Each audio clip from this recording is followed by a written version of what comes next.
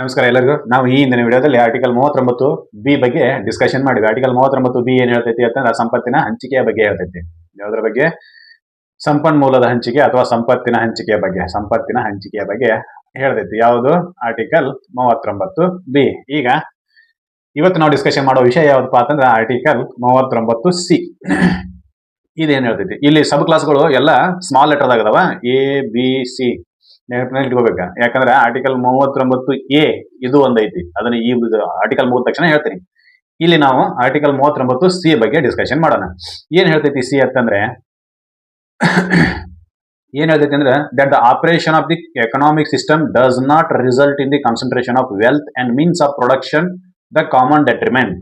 ಏನ್ ಹೇಳ್ತೈತಿ ಅಂದ್ರೆ ನೀವು ಏನ್ ಆರ್ಥಿಕ ವ್ಯವಸ್ಥೆಯನ್ನ ಆಪರೇಟ್ ಮಾಡಕತ್ತಿರಲ್ಲ, ನಡ್ಸ್ಕೊಂಡ್ ಹೊಂಟಿರಲ್ಲ, ಅದು ಹೆಂಗ್ ಇರಬೇಕು ಅಂತಂದ್ರ ಒಬ್ಬರ ಹತ್ರನೇ ಸಂಪತ್ತಿನ ಸಂಚಯ ಆಗುವಂತಿರಬಾರದು ಅಂತ.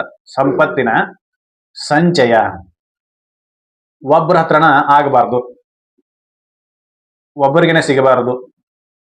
ಸಂಪತ್ತಿನ ಸಂಚಯ ಒಬ್ಬರ ಹತ್ರನ ಆಗಬಾರ್ದು. ಆಮೇಲೆ ಮೀನ್ಸ್ ಆಫ್ ಪ್ರೊಡಕ್ಷನ್, ಉತ್ಪಾದನೆಯ ದಾರಿ ಹೆಂಗ ಇರಬೇಕು ಅಂತಂದ್ರೆ ಕಾಮನ್ ಡೆಟ್ರಿಮೆಂಟ್ ಆಗಿರಬಾರದು. ಅಂದ್ರೆ ಸಾರ್ವಜನಿಕರಿಗೆ ಹಾನಿ ಆಗುವಂತಿರಬಾರದು. ಇದಿಷ್ಟು ಹೇಳ್ತೈತೆ ಅದು.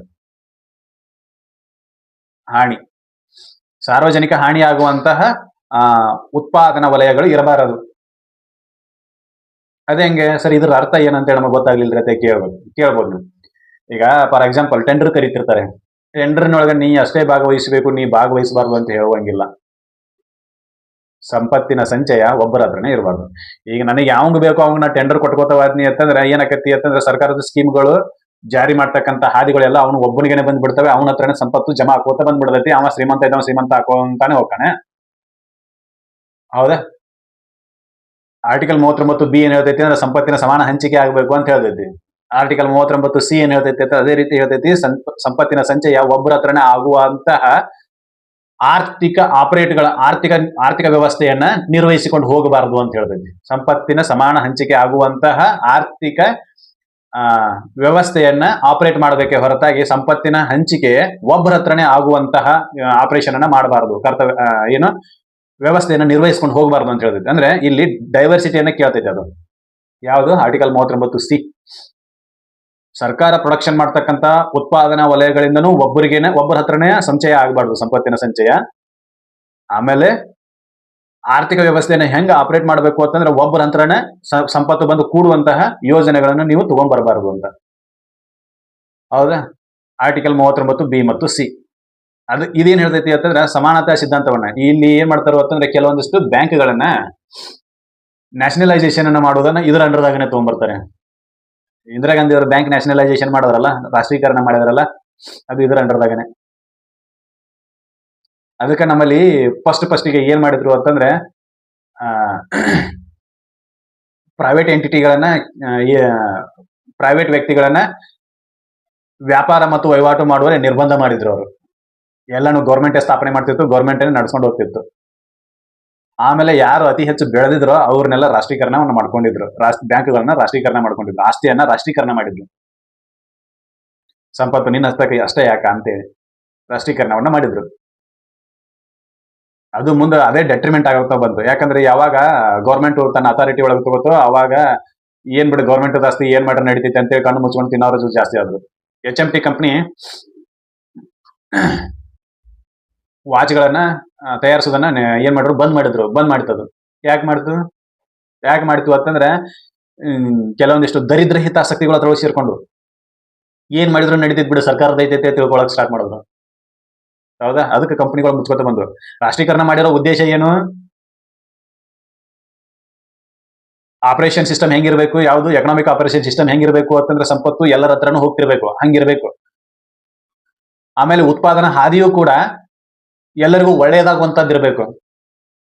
ಹೌದಾ? ಆ ರೀತಿ ಮಾಡ್ರಿ ಅಂತ ಹೇಳ್ತಾರೆ. ಅದ್ರ ಪ್ರಕಾರನ ಇವರು ನವರತ್ನ ಕಂಪನಿಗಳು ಸ್ಟಾರ್ಟ್ ಮಾಡಿದ್ರು. ನೆನಪಿರ್ಬೇಕು, ಮಿನಿ ರತ್ನ, ನವರತ್ನ ಅಂತ ಬರ್ತವೆ. ಮಹಾರತ್ನ ಕಂಪನಿಗಳು. ಒಂದ್ಸಲ ಎಕನಾಮಿಕ್ಸ್ ಓದ್ಬೇಕಾದ್ರೆ ಗೊತ್ತಾಕತಿ ಯಾಕೆ ಗೌರ್ಮೆಂಟ್ ಅದನ್ನ ಆಪರೇಟ್ ಮಾಡ್ತೈತಿ ಅಂತ ಹೇಳಿ. ಯಾಕೆ ಮಾಡ್ತೈತಿ ಅಂತಂದ್ರೆ ಸಂಪತ್ತಿನ ಹಂಚಿಕೆ ಒಬ್ಬರ ಹತ್ರನೇ ಕೂಡಬಾರ್ದು. ಈಗ ಪ್ರೈವೇಟ್ ಅದವ್ರು ಅಷ್ಟೇ ಅದನ್ನ ಮಾಡಕತ್ತಿದ್ರು ಅಂತಂದ್ರೆ ಪ್ರೈವೇಟ್ ಅದವ್ರು ಹೇಳಿದ ರೇಟಿಗೆ ನಾವು ತಗೋಬೇಕಾಗೈತಿ. ಗೌರ್ಮೆಂಟ್ ಅದನ್ನ ಪ್ರೊಡಕ್ಷನ್ ಮಾಡಕತ್ತಿತ್ತು ಅಂದ್ರೆ ಗೌರ್ಮೆಂಟ್ ಕಾಮನ್ ಗುಡ್ ಸಂಬಂಧ ರೇಟ್ ಅನ್ನ ಕಡಿಮೆ ಮಾಡ್ತೈತಿ. ರೇಟ್ ಅನ್ನ ಕಡಿಮೆ ಮಾಡಿದಾಗ ಪ್ರೈವೇಟ್ ಅಂಡ್ ಗೌರ್ಮೆಂಟ್ ಏನಾಗತ್ತೆ, ಏನ್ ಮಾಡ್ಕೋತಾವ ಅಂತಂದ್ರೆ ವ್ಯಾಪಾರಕ್ಕೆ ಪ್ರತಿಸ್ಪರ್ಧೆಗೆ ಇಳಿತಾವ, ಅವಾಗ ರೇಟ್ ಕಡಿಮೆ ಆಕೈತಿ. ಹೌದಾ?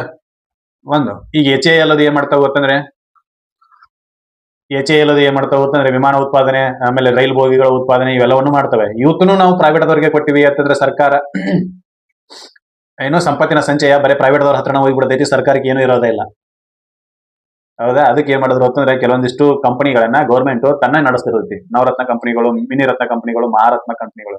ಯಾವ್ದಾರ ಅಂಡರ್ದಾಗ ಪಾರ್ಟ್ನರ್ ಆರ್ಟಿಕಲ್ 39C ಇದೆ ಅಂಡರ್ನಲ್ಲಿ. ಇದು ಕೂಡ ಸಂಪತ್ತಿನ ಸಂಚಯ ಒಬ್ಬರ ಕಡೆನ ಆಗ್ಬಾರ್ದು ಅಂತ ಹೇಳ್ತೈತಿ. ಯಾಕಂದ್ರೆ ಇದು ಸಂಪತ್ತಿನ ಹಂಚಿಕೆ ಬಗ್ಗೆನೇ ಮಾತಾಡ್ತೈತಿ ಇದು. ಹೌದಾ? ಇದನ್ನ ಜಾರಿ ತರುವಾಗನೂ ಕೂಡ ಆರ್ಟಿಕಲ್ 31ರಲ್ಲಿ ಇರ್ತಕ್ಕಂಥ ಆಸ್ತಿ ಹಕ್ಕು ಅಡ್ಡು ಬರ್ತಿತ್ತು. ಅದಕ್ಕೆ ಏನ್ ಮಾಡಿದ್ರು ಅಂತಂದ್ರೆ 24ನೇ ತಿದ್ದುಪಡಿ ತಂದು ತೆಗೆದು ಬಿಟ್ಬಿಟ್ರು. 24ನೇ ತಿದ್ದುಪಡಿ ತಂದು ಆರ್ಟಿಕಲ್ 31C ಅನ್ನ ಜಾರಿಗೆ ತಗೊಂಡ್ಬಂದ್ರು. ಆರ್ಟಿಕಲ್ 31C ಏನ್ ಹೇಳ್ತೈತಿ ಅಂತಂದ್ರೆ ಆರ್ಟಿಕಲ್ 39B ಮತ್ತು C ನ ಜಾರಿಗೆ ತಗೊಂಡ್ಬರುವಾಗ ಯಾವುದೇ ಮೂಲಭೂತ ಹಕ್ಕುಗಳ ಅಡ್ಡಿ ಬಂದ್ರು ಅದನ್ನ ನಮ್ಮ ಮೂಲಭೂತ ಹಕ್ಕುಗಳ ಉಲ್ಲಂಘನೆ ಆಗೈತಿ ಅಂತೇಳಿ ಕೋರ್ಟಿಗೆ ಹೋಗಕ್ ಬರೋದಿಲ್ಲ ಅಂತೇಳಿ ಡೈರೆಕ್ಷನ್ ಅನ್ನ ಕೊಟ್ಬಿಟ್ರು. ಯಾವುದು 31C ನ ಅಡಿಯಲ್ಲಿ.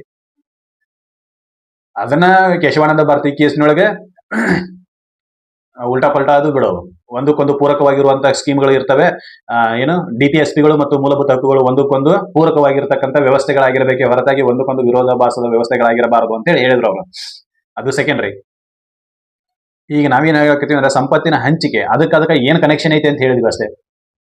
ಯಾಕಂತಂದ್ರೆ ಪ್ರತಿಯೊಂದು ಏನು ಫ್ರೀ ಯೋಜನೆಗಳಾಗಿರಲಿ, ಗೌರ್ಮೆಂಟ್ ಸ್ಕೀಮ್ಗಳಾಗಿರಲಿ, ಏನೇ ಇರಲಿ, ಅವೆಲ್ಲವೂ ಕೂಡ ಆರ್ಟಿಕಲ್ 39ರ ಈ 6 ಹಕ್ಕುಗಳ 6 ಉಪವಿಧಿಗಳ ಅಂಡರ್ದೊಳಗನೆ ಬಂದ್ಬಿಡ್ತವೆ. ಹೌದಾ? ಆರ್ಟಿಕಲ್ 39A, B, C ಇದು ಮೊದಲು ಏನ್ ಹೇಳ್ತೈತಿ ಅಂದ್ರೆ ಸಂಪತ್ತಿನ ಸಮಾನ ಹಂಚಿಕೆಗಳ ಬಗ್ಗೆನೇ ಹೇಳ್ತೈತಿ. ಹೌದಾ? ಬಸವ ವಸತಿ ಯೋಜನೆ ಅಡಿಯಲ್ಲಿ ಮನೆ ಕಟ್ಕೊಳ್ಳೋರಿಗೆ ದುಡ್ಡು ಕೊಡ್ತಾರೆ, ಟಾಯ್ಲೆಟ್ ಕಟ್ಕೊಳ್ಳೋಕೆ ದುಡ್ಡು ಕೊಡ್ತಾರೆ. ಯಾಕೆ ಕೊಡ್ತಾರೆ? ಸಂಪತ್ತಿನ ಹಂಚಿಕೆ ಆಗ್ಲಿ ಅಂತ. ಹೌದಾ? ಟಾಯ್ಲೆಟ್ ಕಟ್ಟೋದ್ರಿಂದ ಹೆಂಗ್ ಸಂಪತ್ತಿನ ಸಮಾನ ಹಂಚಿಕೆ ಆಕೈತಿ ಅಂತಂದ್ರೆ ಟಾಯ್ಲೆಟ್ ಕಟ್ಟೋದ್ರಿಂದ ರೋಗಗಳ ಪ್ರಮಾಣ ಕಡಿಮೆ ಆಗ್ತೈತಿ. ರೋಗಗಳ ಪ್ರಮಾಣ ಕಡಿಮೆ ಆಗೋದ್ರಿಂದ ಮನುಷ್ಯ ರೋಗಗ್ರಸ್ತನಾಗೋದು ಕಡಿಮೆ ಆಕೈತಿ. ರೋಗಗ್ರಸ್ತನಾಗೋದು ಕಡಿಮೆ ಆಯ್ತು ಅಂತ ನಾವು ದುಡಿಯಾಕ ಶಕ್ತಿವಂತನಿರ್ತಾನೆ. ದುಡಿಯಾಕ ಶಕ್ತಿವಂತನಿದ್ದರೆ ಆ ಮನೆ ಆದಾಯ ಜಾಸ್ತಿ ಆಗ್ತೈತಿ. This is an indirectly support to the economic system ಅಂತ ಆಫ್ ದಿ ಪಬ್ಲಿಕ್ಸ್. ಹೌದಾ?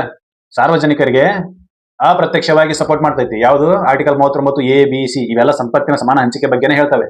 ಇದಿಷ್ಟು ನೆನಪಲ್ಲಿ ಇರಬೇಕು. ಹೌದಾ? ಇನ್ನು ಮುಂದಿನ ವಿಡಿಯೋದಲ್ಲಿ ಆರ್ಟಿಕಲ್ 39D ನ ಬಗ್ಗೆ ಚರ್ಚೆ ಮಾಡೋಣ.